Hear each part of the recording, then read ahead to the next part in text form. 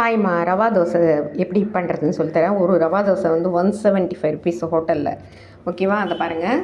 மைதா மாவு, ரவை, பச்சரிசி மாவு 3 எடுத்துக்கணும். இதை பாருங்கள், எவ்வளோ போடுறோமோ முதல்ல மைதா எவ்வளோ போடுறோமோ அதே அளவு ரவை, அதே அளவு மைதா, அதே அளவு பச்சரிசி மாவு கொஞ்சமாக கூட போட்டுக்கலாம். நம்ம தேவையான மைதாவும் ரவையும் ஒரே அளவில் போடலாம். அதில் பாதி பச்சரிசி மாவு போடணும். அதுக்கப்புறமா பாருங்கள், ஃபுல்லாக புளிச்ச தயிர் எடுத்துக்கோங்க. தண்ணியில் கலக்கக்கூடாது. என்ன, புளிச்ச தயிர் எடுத்துக்கோங்க. அது பாருங்கள், அதுக்கு வந்து பச்சை மிளகாய் பொடிசாக நறுக்கிக்கிங்க, கருவேப்பிலை, பச்சை கருவேப்பிலை, சீரகம். இப்போ நம்ம வந்து தோசை கடாயை வச்சுட்டு அதில் எண்ணெய் விட்டு நம்ம இதை 3த்தையும் வறுத்துட்டு, இந்த பச்சை மிளகா, சீரகம், கருவேப்பிலை வறுத்து இதில் போட்டுட்டு தயிரை போட்டு தண்ணியாக தோசை மாவை விட கொஞ்சம் தண்ணியாக கலக்கணும்.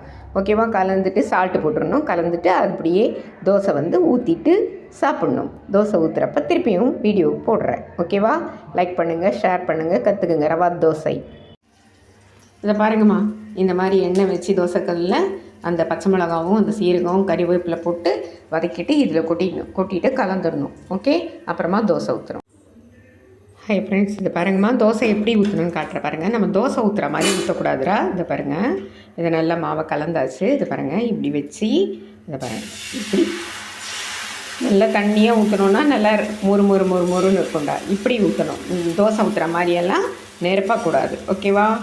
அப்படி ஊற்றுனீங்கன்னா நல்லா வந்து இப்படி விசிறி ஊற்றணுன்னா நல்லா நைஸாக இருக்கும். கொஞ்சம் தண்ணியாக மாவு இருக்கணும்.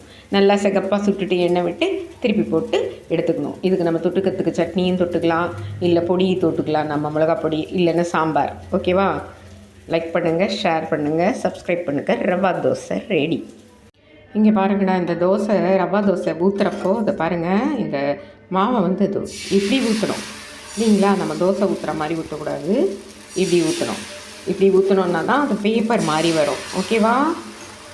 சரியா? இதை பாருங்கள், இந்த மாதிரி ஊற்றணும். அப்படி விசிறுனா மாதிரி ஊற்றணும். தண்ணியாக கொஞ்சம் மாவு இருக்கிறதுனால இது பாருங்கள், இப்படி ஊற்றணும். இப்படி விசிறுனா மாதிரி ஊற்றணும். ஓகேவா? இதை பார்த்தீங்களா, தோசையை சுட்டு வச்சுருக்கேன் பாருங்கள் எப்படி இருக்குதுன்னு. அது சுத்தூர எண்ணெய் விட்டுட்டு அதுக்கப்புறமா ரெடிஷ் ஆனதுக்கப்புறம் திருப்பி போட்டு சாப்பிடணும். ஓகேவா? லைக் பண்ணுங்கள், ஷேர் பண்ணுங்கள், சப்ஸ்கிரைப் பண்ணுங்கள். தேங்க்யூ.